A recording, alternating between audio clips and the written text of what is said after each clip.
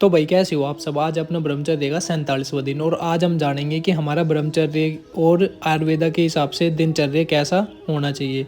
तो सबसे पहले आपको सुबह जल्दी 4 बजे उठ जाना है, 4 से मतलब 5 बजे के बीच में। फिर उसके बाद जिस बिस्तर पे आप सोते हो उस बिस्तर की अच्छे से तय करनी है। फिर उसके बाद आपको जाना है किचन की साइड। किचन में जाके आपको करना अपने लिए पानी गर्म पीने के लिए। फिर उस पानी को सिप सिप करके पीना। उसके बाद आपको चले जाना अपना फ्रेश होने। फिर उसके बाद भाई जब आप फ्रेश हो जाओ तो उसके बाद आपको प्री वर्कआउट मील में कुछ हेल्दी अपनी डाइट लेनी है। फिर उसके बाद मील लेके आप जा सकते हो अपना जिम या फिर रनिंग करने, जो भी आपका मन करे।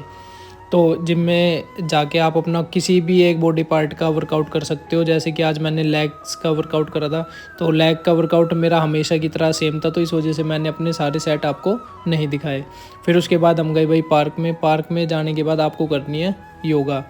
योगा में आपको सूर्य नमस्कार सबसे पहले करना है। फिर उसके बाद कुछ आसन मैं बताता हूँ जो कि आप कर सकते हो, और ये ज़रूरी नहीं है जैसे मैंने सीक्वेंस बताया तो आप उसी तरीके से करो। आप कभी एक आसनों को मतलब रोटेट करते रहना। कभी पहले भुजंगासन कर लिया, बाद में अपना ये जो वज्रासन है वो कर लिया, फिर उसके बाद सर्वांगासन कर लिया।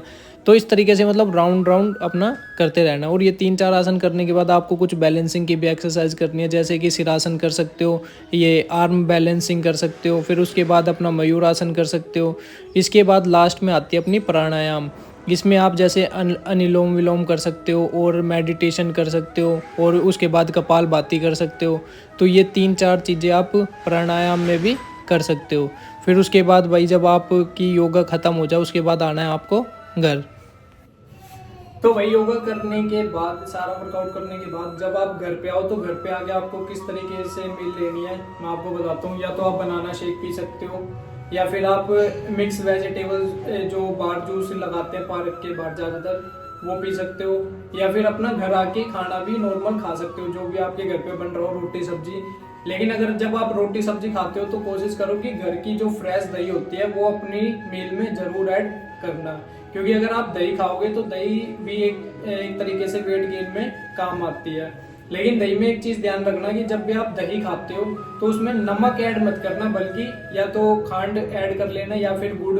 तो कुछ ना कुछ मतलब दही के साथ कुछ मीठी चीज खा लेना। बस मीठे का मेरा मतलब ये नहीं है कि चीनी ऐड कर ली, चीनी ऐड नहीं करनी है। उसके अलावा जैसे मिश्री होगी या फिर खांड होगी या फिर गुड़, इन तीनों में से आप कुछ भी चीज। शेक का मैं आपको बता दूं, ये बनाना शेक में जब भी आप बनाते हो तो ये ड्राई फ्रूट ऐड जरूर करने हैं। उसके बाद फिर ये बनाना, और लास्ट में ये दूध।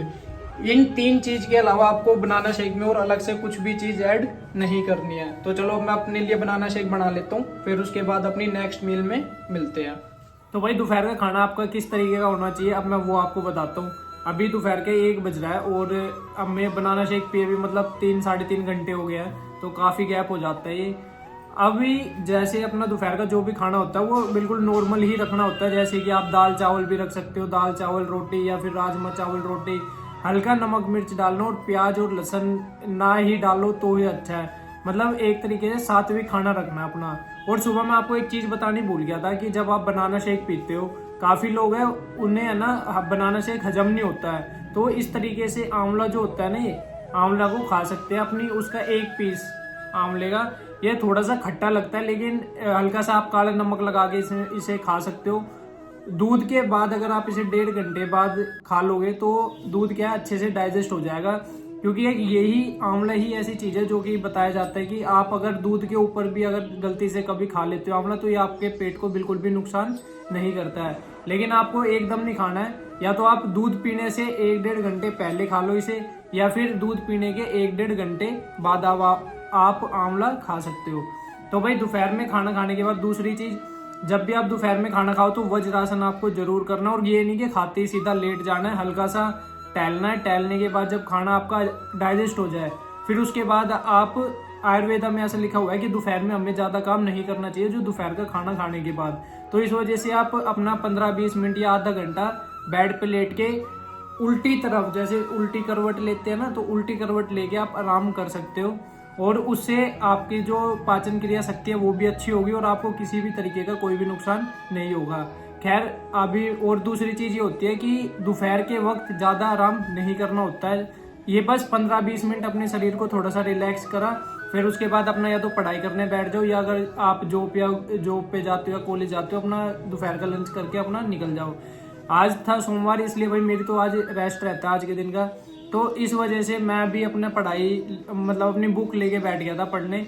अब सीधा मिलता हूँ मैं आपको शाम को, बताता हूँ शाम का आपका खाना किस तरीके का होना चाहिए अगर आप ब्रह्मचर्य के पाठ का पालन करते हो तो अब मिलते हैं सीधा शाम को।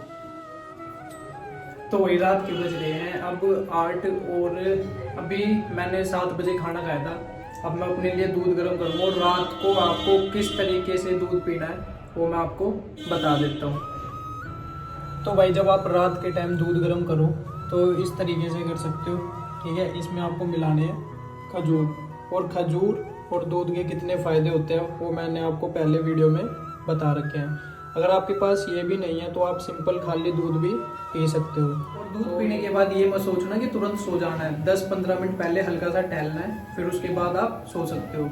अगर आप गांव में रहते हो तो कोशिश करो कि 9 बजे तक आप अपना सारा काम मतलब फिनिश करके सो जाओ, और अगर आप शहर में रहते हो तो कोशिश करो 9:30 लास्ट 10 बजे तक आप सो जाओ, उसी टाइम आप सुबह जल्दी उठ पाओगे। तो भाई ब्रह्मचर्य और आयुर्वेदा के हिसाब से आपका जो दिनचर्या कुछ इस तरीके का होना चाहिए। और एक चीज़ मैं इसमें आज बताने भूल गया था, पूरे दिन आप जितना ज़्यादा से ज़्यादा पानी पियोगे उतना आपकी सेहत के लिए अच्छा है। और पानी भी बिल्कुल ठंडा नहीं पीना है, अपना नॉर्मल हल्का सा गुनगुना करके आप पानी पी सकते हो। तो भाई इस तरीके से आप अपना एक दिनचर्या बना सकते हो। तो भाई आज के वीडियो में इतने, कल मिलते हैं अपनी एक और नई वीडियो में, जब तक के लिए जय श्री राम, थैंक यू।